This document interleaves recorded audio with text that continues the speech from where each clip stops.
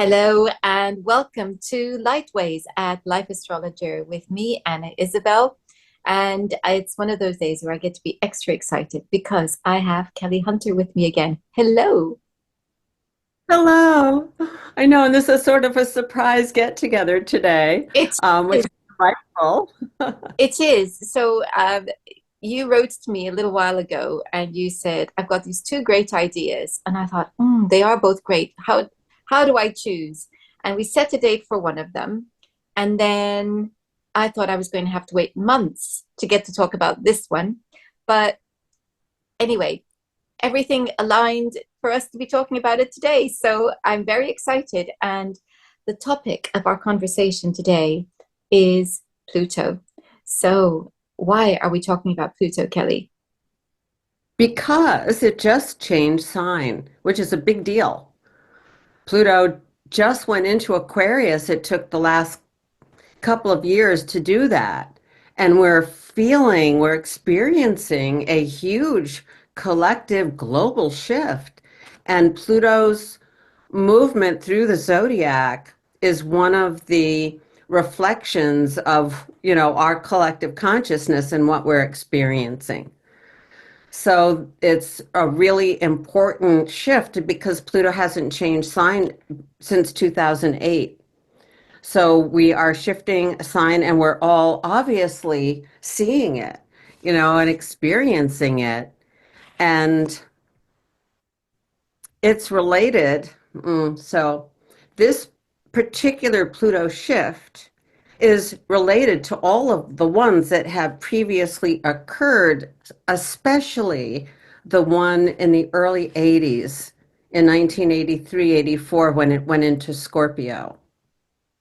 And now it's just gone into Aquarius. And those two signs are related in a way that's a bit challenging. So I experienced a very intense time in 1983, and I wrote my master's thesis around Pluto changing sign, but I didn't say that. I was exploring mythically and psychologically what the meaning of Pluto is because I was having a very strong Pluto activation and this process of reading a lot of psychological, mythological stuff that was coming out then, especially Jungian women were writing about the goddess and all these stories of the goddess who goes to the underworld. And I felt like that's what I was doing.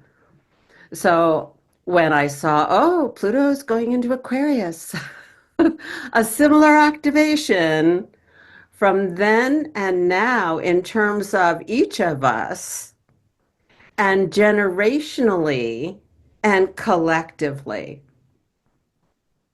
So I just said a whole lot. And that's what we're going to call this Pluto's Aquarian invitation. It's funny because always with Pluto, I feel like I'm dancing on a double-edged sword because, on the one hand, after what we've been through with Pluto in Capricorn and the autocratic turn and the obsession with control that we have experienced, it's like a breath of fresh air to come into Aquarius, which I always see at its purest as a sign linked with hope. Oh, hmm. It feels always to me like an energy of spring. It's the midway point, isn't it, from the solstice to spring in bulk, and it has that energy of Hmm. being in the spring. But it's Pluto we're talking about, and the obsessions of Pluto could take us to the extremes of Aquarius, and we're always going to have to choose whether we're going to follow the best of Aquarius or the shadow of Aquarius. And in order to make that choice, You just know he's going to drag us right into the underworld and the extremes of Aquarius, baby. And it's reminded listening to you to add to my concerns is the reminder of Pluto in Scorpio, which you were talking about going through an intense time. And I went through an intense decade of Pluto um, oppositions as it transited through Aquarius and Sagittarius. And it's not something that I would care to repeat. I You see mean the value of, Scorpio? You mean Scorpio and yeah, Sagittarius? exactly, Scorpio and Sagittarius. And it's not something I would care to repeat. And Exactly. Me and too. yeah, and you've just reminded me, and I thought, oh yeah, great. This time it'll be squares. Well, yes. So what I had going on then was Jupiter was squaring my Venus Jupiter in Aquarius. And now it's conjuncting my Jupiter Venus in Aquarius. And that's why I decided to take out my master's thesis, in which I was like examining and processing three different myths of the goddess going to the underworld. So that was my almost like therapy. And I was writing poetry also that helped some of those feelings that get expressed in another, what I think of as language of the soul. So, and then I thought, well, people are born with Pluto in Scorpio. They are having their time when so Pluto has a very long cycle, 248 years through the zodiac. So as we are living our lives, we have these pivotal, compulsive, you use the word obsessive, compulsive, extreme for Pluto. It does absolutely have those energies. In a way, here's my epitome of Pluto is it's where you claim your power, which is a scary word for a lot of people, where you claim your power or you give it away. And so it's a generational planet because Pluto's in a sign for quite a number of years.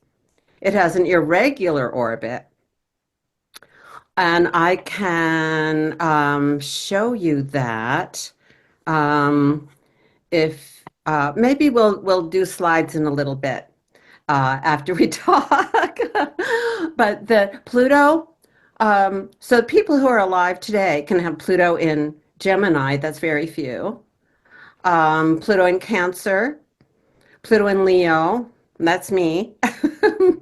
Pluto in Libra or Scorpio or Sagittarius and Capricorn generation just ended and now in Aquarius. So it's a generational agenda. As with all of what we call the collective consciousness planets, which is Pluto, Uranus, and Neptune, Uranus and Neptune have shorter like cycles, and they help define the Pluto generation. But the Pluto generation is that very deep engagement with the fears of your generation, of what's under the surface, don't go there kind of thing, messaging that you get from what's going on in the collective. So when you're having Pluto square your Pluto, which is a challenging activation, it opens that up. And that can happen at different ages because of the variation in Pluto's orbit. When it's farther away, it goes slower through the signs. But since basically the 30s, 40s, it's been speeding up because Pluto's been getting closer to us. And in fact, from 79 to 99, Pluto came closer to us than Neptune. And that's has been called like the Pluto seeding time. But that's also when Pluto's going fastest through the signs, closer to us. And that was when Pluto was in Scorpio specifically. So, we've been experiencing Pluto going through more signs than many generations do. So that's part of what has speeded up our evolutionary process here to some extent. Yes, I often think about that, and I think about the extraordinary changes that we've been through, um, which I think previous generations did not have to contend with. Um, it, and I think it has been that speeding up of Pluto and the feeling that time is intense, that intensity of time speeding up that we feel. And the reason we feel it is because there's so much change that we've been through. So it feels like everything is moving really fast. And if we listen just to the pattern of speech of many people, Hmm. people are speaking faster and faster. Now, I know that on your side of the pond, this is kind of the norm. But there is a distinct difference. And in fact, I've been thinking about this a lot because I've been spending a lot of time in the country, and I mean deep country, because I've been spending time in Devon and Cornwall, but also even in the countryside in Surrey. The pace at which people speak Mm. is considerably slower than people living in the cities. And I'm not saying London specifically, I'm saying the cities. And because and I've been really tuning my ear into that because what's missing is breath. They're just not breathing.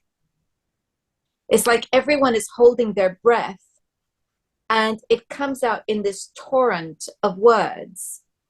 And you can feel the tension inside because Mm. everything is hyped up. There is such a hyped energy in our cities, from what they would call music to, everything else that is around us.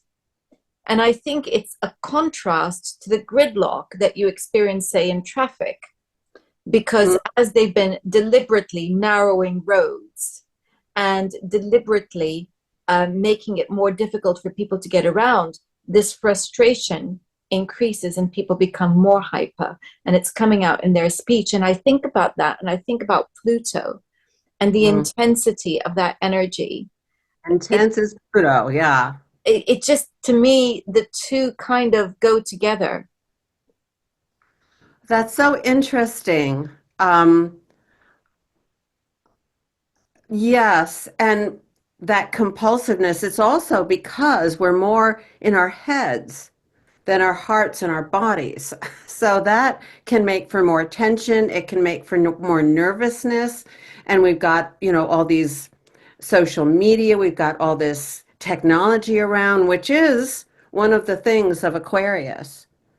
So part of what we're moving into is more questioning about how we're engaging with and how we're using and what is the impact of technology and what are negative technologies and what are positive technologies if we want to look at it like that. Because there's a kind of, I've been having to reluctantly kind of consider that technology development is inevitable.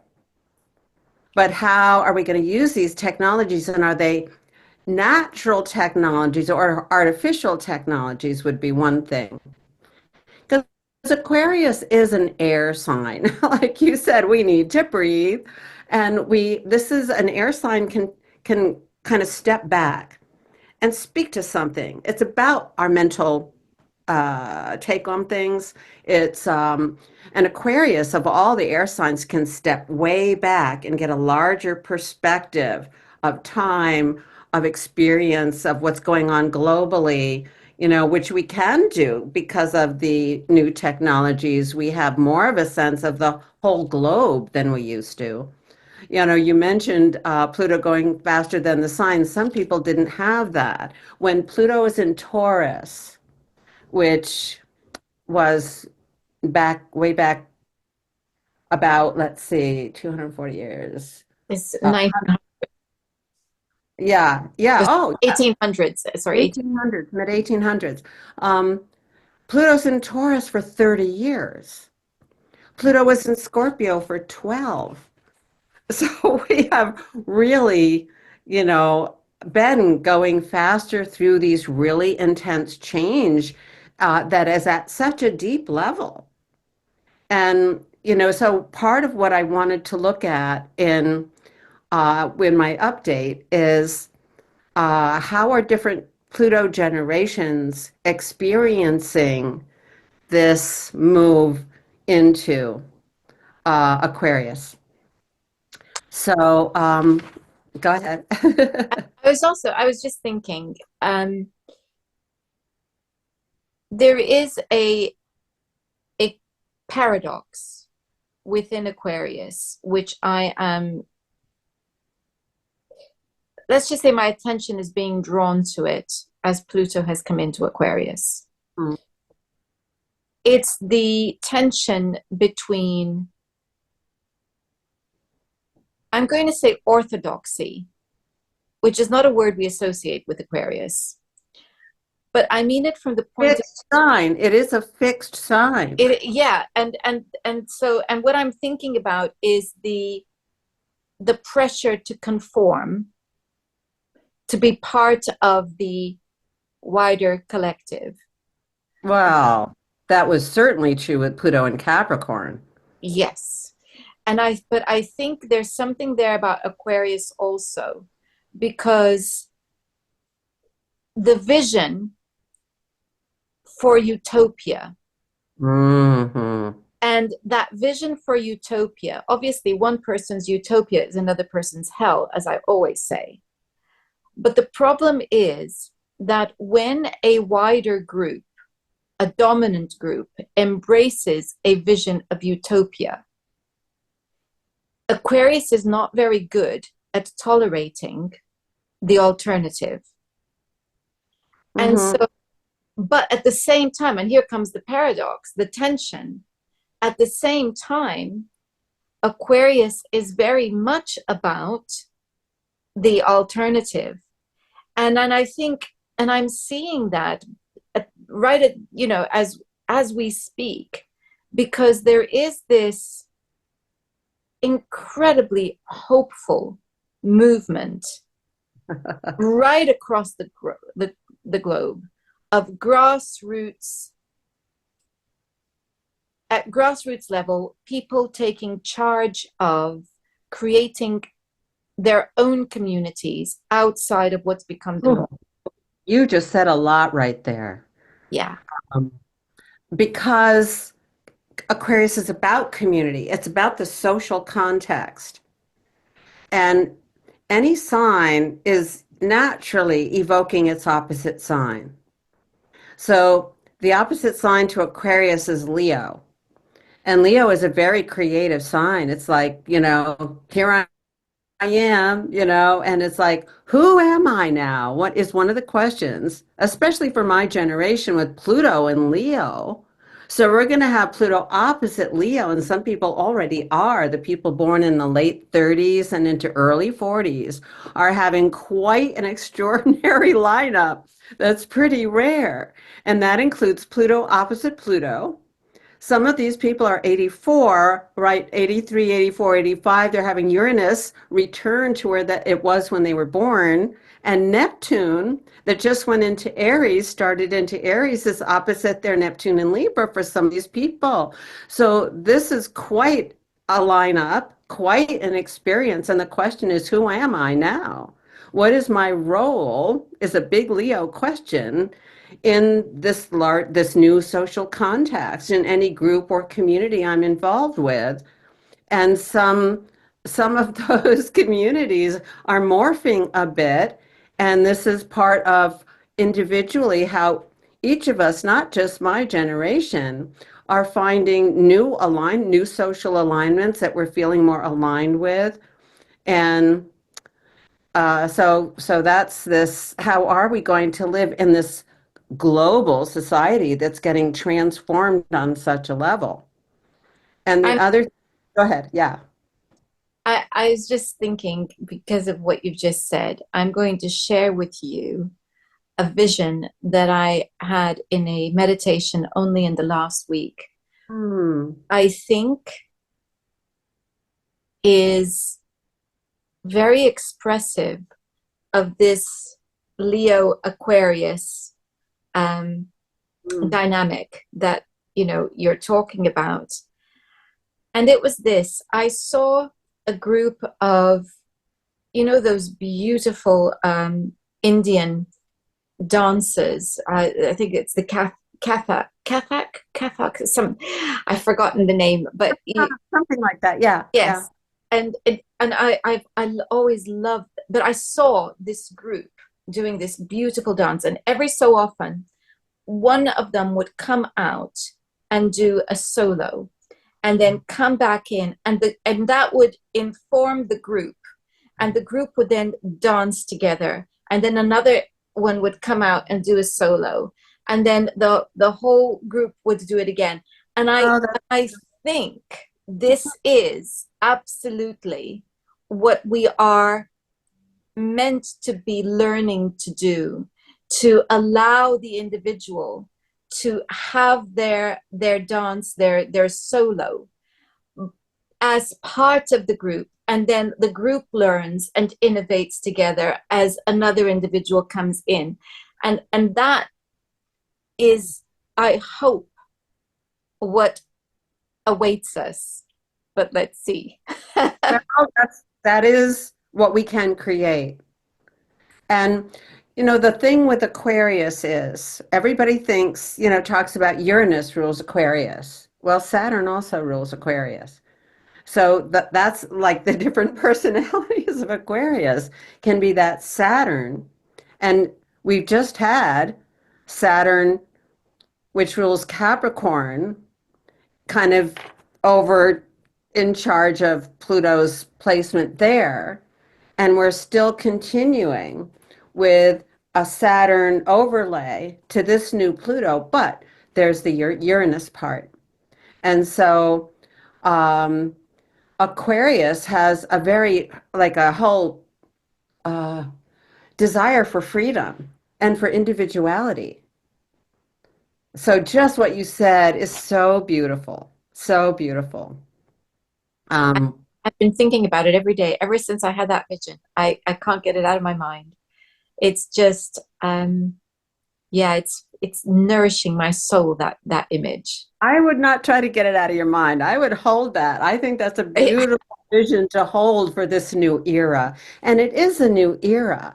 It's not just that Pluto went into Aquarius, but we're entering the larger cycle of the age of Aquarius, which we've been singing about for decades. But this Pluto activation in Aquarius has definitely empowered the the opening of that door further. I mean, it takes a while for one of the ages to shift because each age is 2160 years or whatever.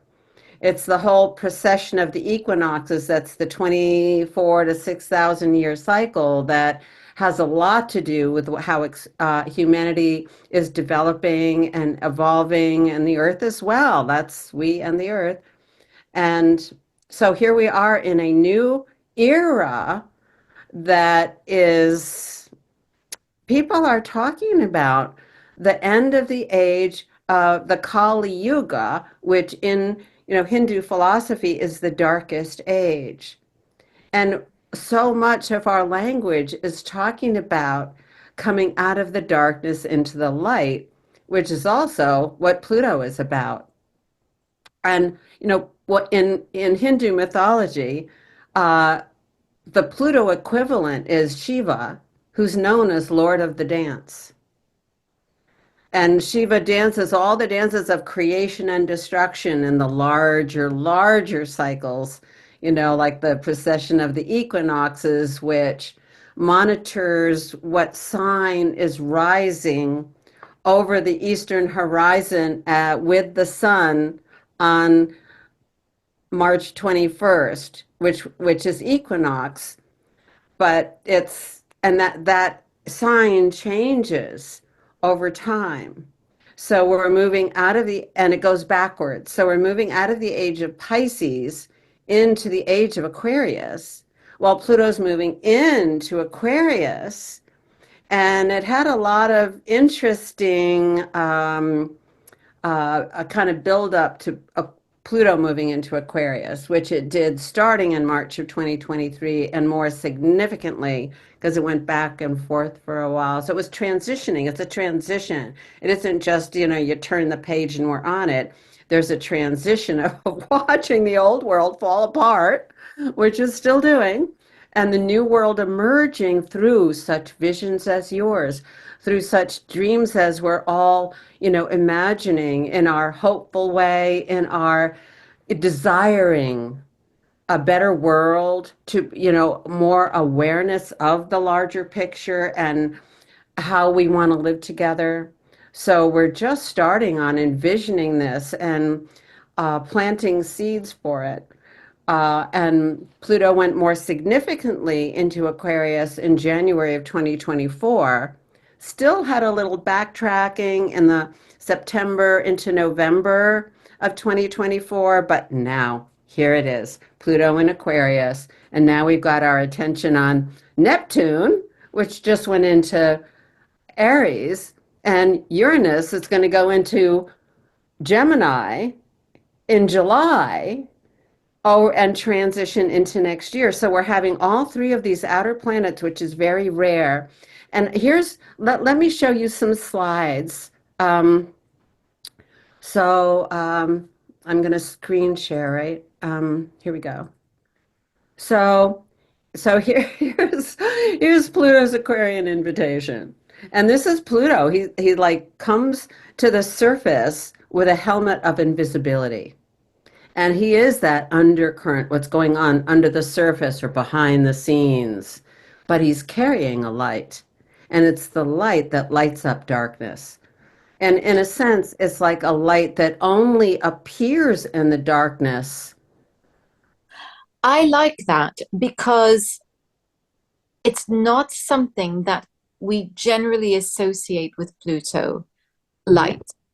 He, if anything, he's the Lord of the darkness, but you're seeing him as carrying a light. Tell us more about where that light is coming from, and is Uh, there any myths around this? yes. Sticking with the Hindu, let's see if I got that. Um, let's see.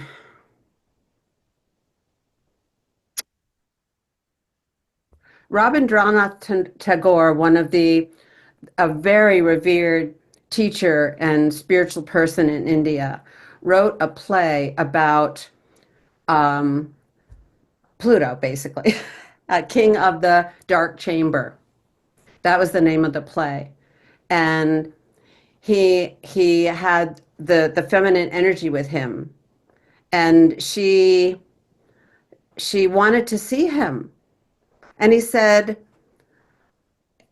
"You want to spoil this deep darkness of our engagement with the light of the day that's so bright. You don't feel me, kind of thing." And I have somewhere I have the quote, but I can't get my fingers on it right at the moment. But it is beautiful, kind of, why do you want to see me in the light of day? This is where this deep, subtle light can appear. If you're in a dark room out of the sunlight, and you're there in that dark room long enough, you're going to start perceiving some light, unless it's really curtained heavily. Yes, and our eyes adjust Yes. to a certain extent. They adjust to the darkness, and I just thinking about what you said. There were so many thoughts. I'm just they've all gone, but yes, that business of, but oh, that was it, where you were talking about the light, and I'm thinking about the moon as a light in darkness also.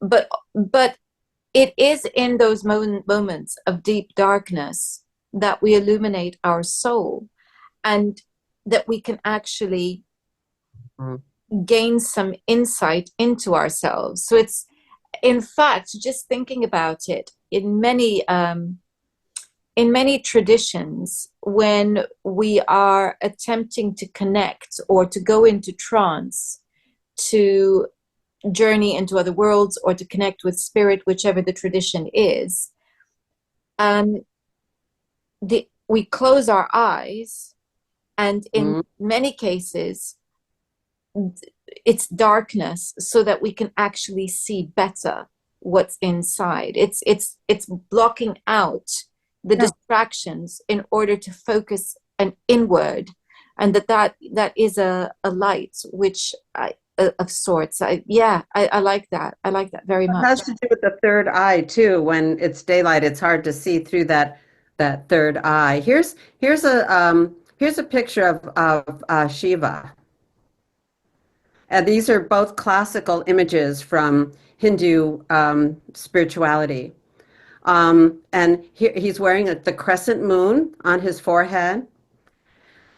There's the third eye, and he is in a trance. He's got a snake around him. I mean, he as a god, he was way out in the Himalayas, kind of meditating all of the time. And his wife had trouble getting him down from the mountain, so she had to learn how to meditate too. And he goes, "Oh, she's kind of cool girl, she's my kind of gal."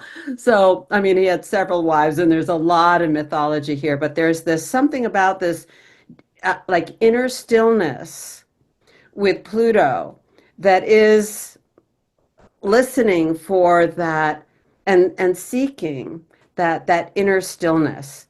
And then the one of the reasons I like Hindu mythology is because every god has a goddess and vice versa.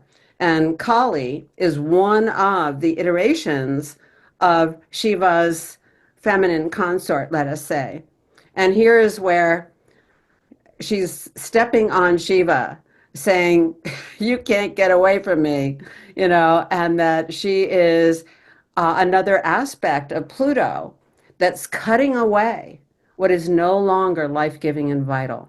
It's like pruning a tree so it can be more fruitful, cutting off the dead branches. And that's what we're all doing in this transition. We're letting go. We're still letting go of what is not going to help us breathe more freely in this new era here.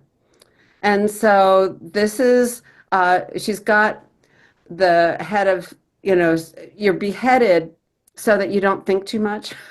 That's part of the meaning of beheading. Um, and so it's like it's just gets into pure experience. But this is not an easy energy to contend with. So the feminine is, and she dances too. She like relies on that stillness of Shiva, and then she is nature. She is all of our experiences and the illusions and the Maya of our experiences that are the mirrors back to what is going on inside of us. So there's something about that. Okay, yeah. I was also thinking about yin energy, and Pluto, although obviously he's a male character, the that energy, because it's inward energy rather than outward energy, is very yin in itself. Yes, I think of Pluto as being transformation from the inside out. And that's it. If we give our power away to circumstances outside of us and feel like we don't have power to create our lives, then that is fearful. There's one basic choice in life. Go with fear, and that's going down the dark spiral, or coming from love, which is the higher spiral of the highest possibility, because the truest creative energy or the truest life force energy is love. And Pluto has a lot to do with love. And there's Kali. I mean, she is so beloved in Hindu culture. And look at her. She's rather gruesome and awesome in certain ways. And yet she has such a bright side. And let me see if I have the thing of her bright side here. Maybe not. So anyway, she's bright and light and full of power and full of flowers, and she's all about blossoming and our the forwarding of consciousness. Um, so one of the best known myths of Pluto is Pluto and Persephone, and how Pluto drags her down to the underworld, and rapes Persephone. And I don't see it that way. I don't like that myth. I don't like that version of the story. I was reading while I was writing about this stuff in 1985. I was reading a lot of work by the Jungian psychologist Marion Woodman, and why was I saying this? Oh, she wrote a book called something about the still unravished bride. And she was contrasting the word ravishment with rape. And so I like the ravishment aspect, which is you are totally loving this person. You're just engaged at such a powerful level of pleasure and delight and love. And that I had trouble editing that section I was writing because it's such a misunderstood thing. Yeah, I'm with you on the fact that I don't interpret that myth in that way exactly. But it's a tricky, it's typical Pluto stuff because it Certainly can so. really divide people. Um, and it's, but I think, as I say, it's a very delicate thing to interpret. But we can Well, see there's Persephone as being perhaps overmothered and oh, well, there's so much psychology in that myth. exact You can go all on and over on. the place with that. Yes. Oh, yes. So actually, Pluto taking Persephone, she revealed her destiny to her as goddess of the underworld. And so here's Dante Gabriel Rossetti. I love that school of art because they so engage mythology. And so here's his painting, one of them, I think, a Proserpine, which is the Greek name for Persephone. And there she is holding the famous pomegranate. And her eating of pomegranate seeds wed her then to Pluto in the underworld, at least part of the year. That's part of how the story went. So when I was in the middle of this, I wrote some poetry, and this is the poem I wrote called Persephone. Wind blown, rooted in stone, I slip in and out of death. The lure of the unknown, like a candle in a cave, sparks the quest to the chamber of fire. I hold to the growing light. Prism flames, frozen out of time, hang in crystal tears. A snowy curtain shakes outside. My shield lies with my Lord, who rides beside me in his invisible world. He came for me, sweet, scented one, in a painful tide that pulls me into the glory of his heart, his wedding gift and emptiness. I carry like a jewel and wield like a sword. that is absolutely brilliant. And it's made me think about the word erotic, not in Mm, the sense that everybody thinks of, but as in the awakening of something. and the the engagement which makes us feel alive. So, and what makes us feel alive is the challenge of not knowing what's going to come next. And so that is a very Pluto experience. And it is, and I think that that is the how I would see the, you know, the word erotic. And an erotic relationship, of course, can happen in any any type of relationship, because what it takes is individuals who Mm, challenge each other to grow in the deepest way. And sometimes, in fact, often that can be very painful, absolutely. because you're being challenged beyond your comfort level. And Yes, I think that that myth of Persephone is exactly about that awakening. And that awakening is painful. On the one hand, she's allowing herself perhaps to be seduced because it's about growing into adulthood and becoming queen. But on the other hand, she's leaving childhood behind, and she's leaving her very protective mother and everything she knows. And it's that embarking on a journey that in lands that we've never been in before, and leaving everything behind. And that's what we're doing. That's what we're doing in such a profound way because it's not just Pluto going into Aquarius, it's the end of the Kali Yuga and we're moving back into the light and the new Aquarian, age.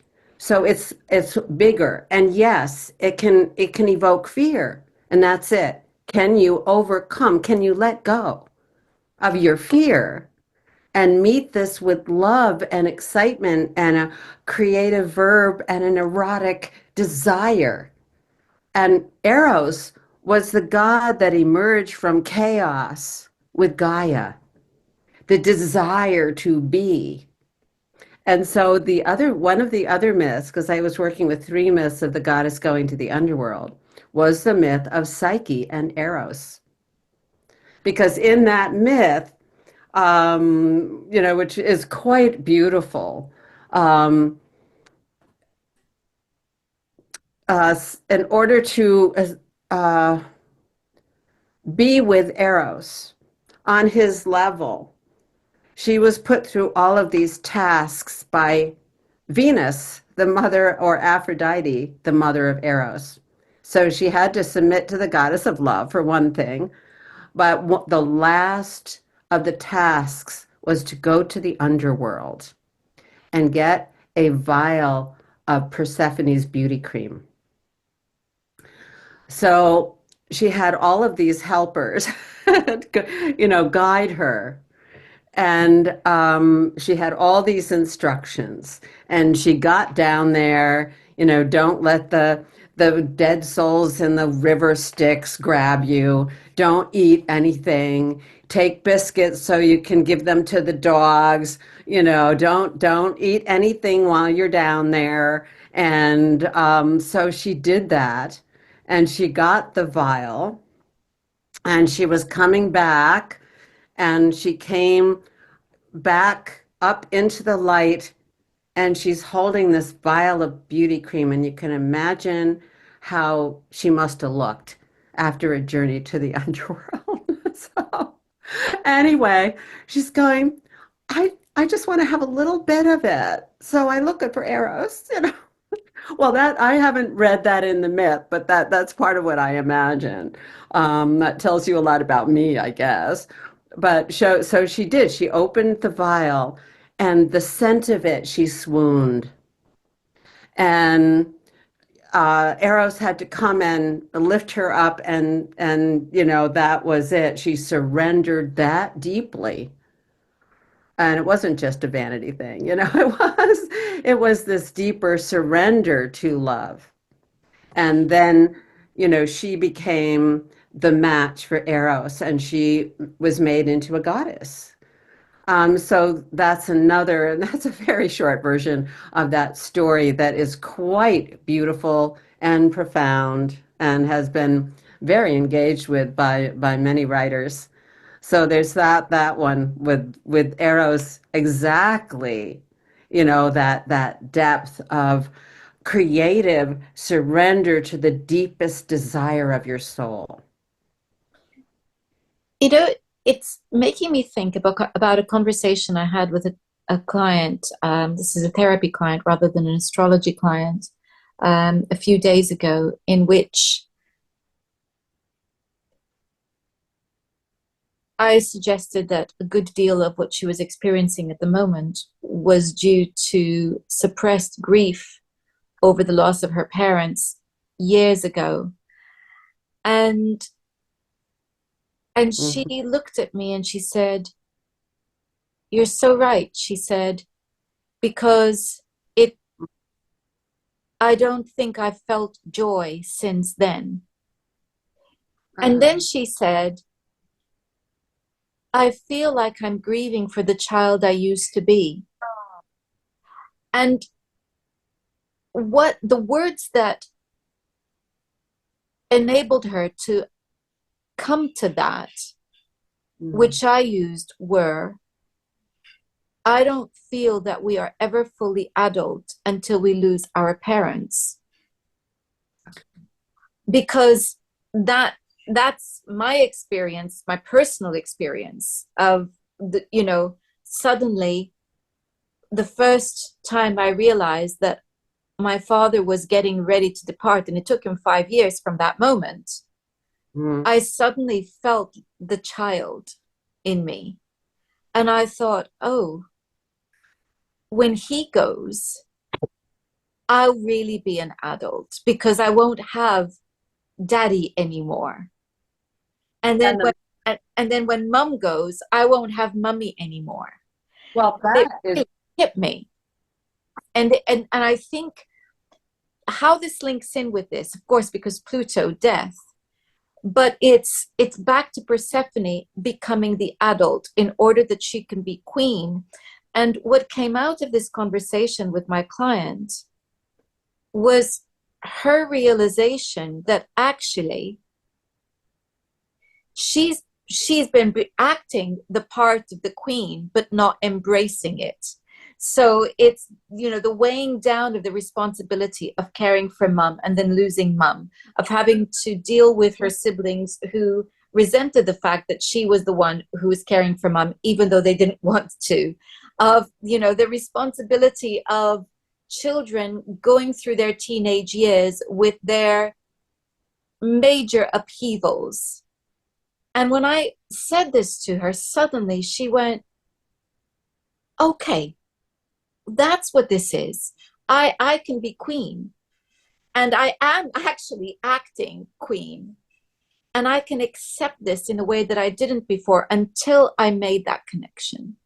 And I think, again, that brings you into Eros, because once she accepted that she was in this unknown territory of being the adult, the queen, now we were able to turn the conversation around into, mm, mm, what would I like to do now that's for me? And we played around with different suggestions, and she was saying, "Oh, I've always wanted to do this, but it's a bit scary." And I said, "Is that the reason to do it?" And she went, "Yes, there's Eros awakened within her, enabling her to reconnect with the joy that actually is child. And and when we're children, that is what we are hopefully feeling, yeah. is that erotic charge of curiosity and the desire to go out into the world and to explore, which Mm, had died inside of her." mm, mm. Well, here we got this phrase, the lure of the unknown, which Ex- is different than the fear of the unknown, which it is. It's like, we like to be in control, and the year of Pluto and Capricorn is over. So that level, we have to take charge of that for ourselves, let go. And I've been feeling these moments of grief. I've been having tears in my eyes thinking, wow, this, all the 75 years now that I've lived, this whole way of life is basically ending. And Yeah, maybe I'm exaggerating, maybe that's a dramatization, but I'm not sure that's true. And it's best to think that we have creative leeway now in terms of what we do want to be living, how we want to be living. I have heard people say that this is the most exciting time to be alive. And of course, I've also heard people say this is the worst time to be alive. And so this is again that extreme of Pluto. And when you're talking about, the lure of the unknown, of course, that's fear, but it made me think about the thrill of the roller coaster for people. And the how thrilling it is to have that adventure. And so we can only have that thrill if we're afraid. It's a bizarre thing, but that thrill comes from the it being the unknown And we're not in control. and not in control.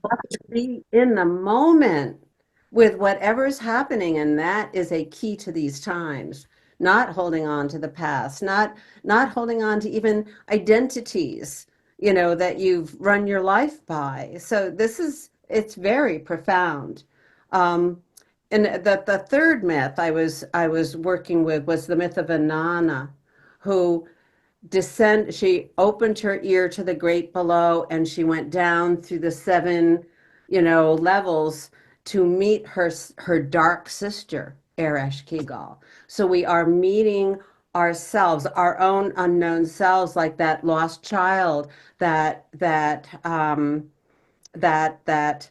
So another poem I wrote was called A Child in Me Died, and I lost a child. So I was the grieving mother, like Demeter was. I was there was so much going on. I was just being stripped down.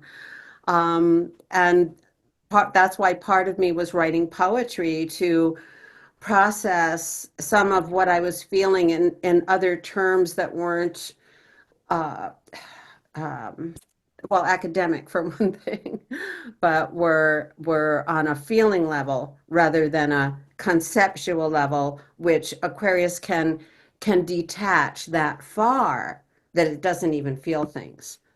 So that's another thing we have to watch. And that gets into this whole, the whole controversy about AI and how we're needing to continue to be embodied and work with what's natural and not unnatural in this, kind of era. And I know we're getting toward time. I would like to do one thing here, which is read out some things about each generational placement and Okay, what little bit about what the challenge is going into it. wonderful. Yeah. So Pluto in Cancer, people and that's like from 1916 or so to the late 30s. And so two world wars and all the depression and all of the stuff, because they had to give up a lot of their attachments. But it's also the whole connection to family and tribe. And the women I know still alive from this generation are like the matriarchs of the family. They're the hub of their family. And so many people got displaced during that generation. Is what does home mean? Yeah, So in Aquarius, that's it's challenging because Cancer can be so emotionally attached. And, sooner than later now, these people are leaving. So how can they deal with those attachments, not only their own, but other people's attachments? Um, so for Pluto and Leo people, so if you're born with Pluto and Leo, this is like basically the late 30s, starting in 37, 38, 39. It was transitioned for several years there into the late 50s. So this is about 50 years of people. This generation spans a couple of decades with various, depending on where Uranus is and where Neptune is, there are differences in this generational experience. Um, the sheer numbers of this baby boomer generation changed society. And this generation has experienced more Pluto changes than any other generation. So, with Pluto shifting into Aquarius for the next 20 years, many in this fiery Pluto generation are facing a rare Pluto opposition. If you have Pluto in Taurus and it's in Taurus for 30 years, you're not going to live long enough to have Pluto opposite your Pluto. So, this is a rare thing. Um, Confronting more extraordinary social change yet again this generation. Are you up for this creative challenge? Are you prepared to find a new role in this new era, to enjoy life in new ways, ever following your heart as a role model for the younger generation? So the next group is Pluto in Virgo. That's an earth sign. That's the late 50s into 71 and 72. Um, so this generation starts in the late 50s and extends through the 60s, where Pluto was joined by Uranus, making it quite an extraordinary experience in the Earth energy with Virgo in relation to the body and all of the frequency changes in the Earth. The body is working with the Earth in changes, and how nature is really, really important to stay in connection to. The 60s was the decade that featured that profound revolutionary Pluto and Uranus energy. Many people in this generation also have Pluto. Yes, so that's a double agenda in Earth. Some people have it in Leo or Libra, so that's a little different. Your call to service to Earth is deeply met as you develop specialized skill sets, perhaps in a healing modality, while making adjustments to this world of matter. Your sensitive generation becomes keenly aware that our physical vehicles or temples of spirit are intimately bound to nature as you listen more closely to the organic wisdom in every cell of your body. This new 20-year Aquarian era is as a heightened spiritual adjustment, asking you to recalibrate, integrate, and fine tune to its air sign frequencies as your subliminal senses increasingly resonate with the vibration of Earth's ascension. Um, so Pluto in Libra is 1971, 72 to 1983, 84. That's a pretty short generation. With Pluto now shifting into Aquarius for the next 20 years, Pluto and Libra people will be experiencing a harmonious phase, their own Pluto in an air sign being matching now Pluto in an air sign. This asks for the best of what your generation can offer. While Pluto was in Capricorn from 2008 to 2023-24, this generation experienced the profound testing of the Pluto square Pluto. And especially people born in 1982 had Saturn, Pluto. We had that again in 2020. That is really intense. So this Pluto square is, and in these, very tumultuous times. So as this era ends and the new Aquarian era comes in, it's inviting this group to bring all you have learned through these tough times to this next collective transformation, which is going to bring your power forward. And then we have the Pluto and Scorpio people born in 1983, 84, basically, to 2008, right around there. This is a rare and intense placement of Pluto when Pluto is at its closest to the Sun and Earth in its 248-year orbit, bringing it closer than Neptune, as we said before. Some people call it a Pluto seeding time. These people are about to experience this major Pluto square. a major life transformational transit. This is one of the major personal moments in the generational experience, claiming their power or giving it away, challenging you toward empowerment or fearfulness, exactly where you claim your personal power. And that personal power is like alchemy.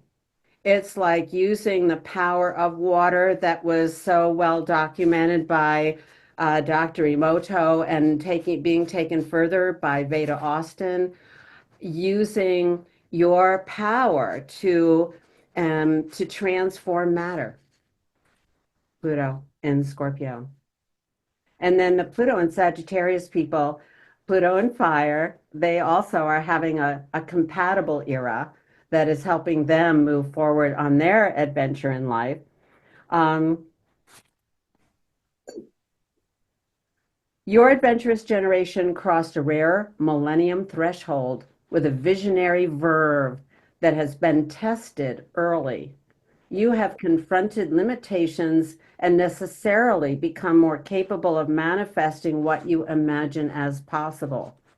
With Pluto now shifting into Aquarius for the next 20 years, your fiery Pluto generation has an invitation to unfurl your wings and travel far and wide to inspire the world. Your intuition and mythic imagination reach to the stars and perhaps beyond with fellow visionaries, seers, and truth tellers that share the imaginarium you inhabit. Oh, but their belief systems can also bind them. So this is like, looking at belief systems, and we all need to do that right now so that we don't limit the possibilities of this new era that's opening up, to some kind of galactic level, you know, truly. Absolutely. And belief systems are not merely spiritual or religious, they are also political. Yes. Yes. And And so it's we need to very make sure we personal. understand that. Yes. Yes. Yeah. Any system or conceptual thing that can, and that's also one of the shadows of Aquarius, the conceptual, the theoretical. And we can't impose theory on reality. Reality needs to be the leading, or our experience needs to tell us we can't fit into a theory. We need to be living life and then seeing what the possibilities are that may open up just what we're saying, that erotic desire to experience and create what we have never experienced yet. Let's get that excitement, stirring in our loins. And it comes back to what you said about, the importance of embodying things. And of course, this is the tension between Uranus and Gaia, where Uranus, when the children are less than ideal, wants to shove them back into Gaia. And Gaia is going, excuse me, no, I've given birth. They're not coming back in. Yes. Oh, exactly. Yes. And we are in a birth process right now. And one of the, Kuiper Belt objects that's so engaged with the transition of Pluto is Haumea, the goddess of childbirth in the Hawaiian culture. And she just, as Pluto was moving into Aquarius, Haumea moved into Scorpio, which is that deep erotic impulse to give birth to what? What is that desire that we want to manifest that we don't know what it is until we express it and live it? And I just wanted to give this this last slide to kind of just give that last sense of the movement of Pluto through time. And now we're starting to head out into like longer phases of Pluto. But so we, in a way, passed through that intensity of the Pluto and Libra, Scorpio and Sagittarius era, where it's really moving fast and going down to those depths. And those Pluto and Scorpio people, so many of them have a lot of Capricorn. So they really have been through the ringer the last number of years, and they are going for it, you know. life or death. It's that there's those extremes. So if we want the life force to come forth from that really deep place of rebirth, which Pluto is about. Yes, and actually, also, I was just thinking about how um, with with Pluto, often there's that link with Neptune, where the way it's been set up through the 20th century, where you've got this Pluto Neptune sextile. And so Neptune comes first, and it's all the ideals and what you ideal. And then Pluto comes along, and it's, oh, yeah, you really believe that, do you? Okay, well, let's just see how much you believe that. Yeah, it's Think going to about, bust the bubble. It's going to yeah, bust the it's bubble. like But there's the find your, yeah, the and, true and truth. and so we really, again, we come back to that point of Neptune in Aquarius, which of course was also Uranus in Aquarius, and the digital revolution and everything that came with it. And now Pluto's going into Aquarius, and it's going, you really like that new technology, don't you? You really do. Well, let's see, how much do you like it? Well, how much do you like your humanity? How Mm. much do you like being a product of nature?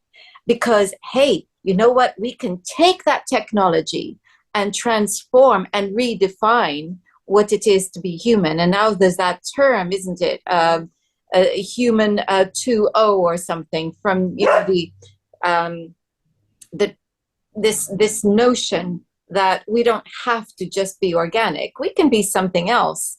And of course, I have images of Star Trek and the Borg, which is not the most appealing thing.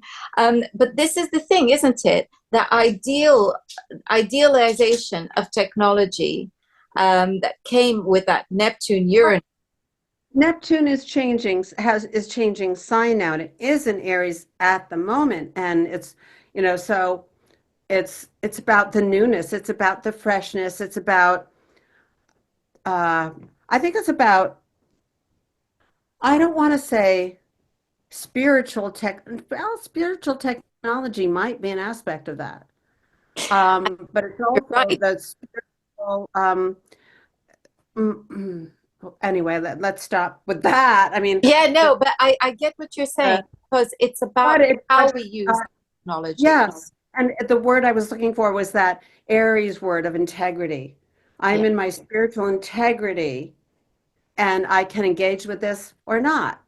You exactly. know, so Yeah, what is the technology that is the higher frequency, freedom, creative, life force energy that's going to raise our vibration rather than inhibit it and divorce us from our humanity, which is yeah, very absolutely. And this is the Pluto challenge for Aquarius, isn't it? It's exactly that, to and those harness. Pluto and Virgo people are going to hold on to that organic if they've done their generational work. Hmm. Yeah, exactly. It's about how we harness that energy. There's one final thing about Pluto as well, is the weighing of the soul, isn't it? And it's so when I think of it as going, okay, so how much do you really believe this? How, what is it's it's standing before Pluto, and as you said, that rawness, being stripped down, and Pluto looking and going, so who are you really? And don't try to flannel your intentions, and because I know precisely why you've done what you've done, and whether your intentions were as altruistic and as good as you're trying to tell yourself, or whether actually there was malintent. And so we can say Pluto is portrayed as being, you know, linked with darkness and evil, but it's the darkness and evil that we bring and before him, and then he determines what the outcome of those actions are. Is it soul-based or ego-based? Yeah, yeah. Wow, that's quite an exploration that you've brought us on. And I know that this is the basis of a book that you are working on, and I honestly cannot wait for it to be in print.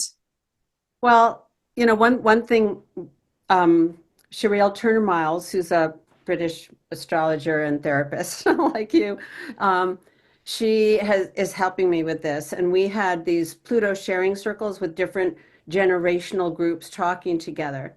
And I'm trying to like call that now to work with what what I some of what I've shared here of what it this seems like it's going to be, but what are these people actually saying, their experience is, and putting their generational Pluto into words to convey. And it was a very interesting, but putting it all together is like a piece of work. And we decided to add on another underworld story. So we're gonna put in a chapter about Sedna. And I'm not going to tell that story in the same way as I told the other stories. But this is part of the moving on out into the farther solar system. And another Sedna also has this deep underworld aspect. So she's there almost like echoing at another level what Pluto is about. Mm. Well, I love that Pluto is an Aquarius, and you are writing a book about Pluto in which you are giving a voice to groups about their experience of Pluto in their generation. Yeah. It seems most apt. Wow. As ever, I always feel like I'm ending our conversations with wow. And so And I love our dialogue on it, Isabel, the way it unfolds, and how we engage at the level that we do. I so appreciate it. it's just always a joy. Thank you so much for sharing what you've been doing on Pluto with us today. I'm glad we could do it. Tell us how people can find you if they are wanting to have a reading, because I know you work with the Kuiper Belt objects also, and or anything else. How do they find you? Well, my website is www.helia, which is the feminine sun energy, heliastar.com, HELIA star.com. And I'm most active on my Substack right now, which is starlady.substack.com. And I still put out my new moon and full moon newsletters and anything else that inspires in between. And yeah, I'm still doing personal readings. A lot of people ask me that, in spite of all the other stuff I'm doing and loving the creative verb, but the specialness that happens in the field, like with you and I talking here, that happens in a reading as well. And I really love those connections, be it about the Pluto change, be it about whatever is going on in your life, and bring in whatever Kuiper Belt objects seem to want to, kind of inform the session and the energy field. So really enjoying that. And my email then is Kelley, Kelley, at heliastar.com. Well, thank you. The link to those will be in the description box as well, and that way people can find you easily. Thank you. In Okay. the description box, you will also find links to my own website as well as my own Substack. And thank you all for joining us today. Next time, we're going to be looking at the myths and constellation of the constellations. Until then, have a fantastic week and goodbye.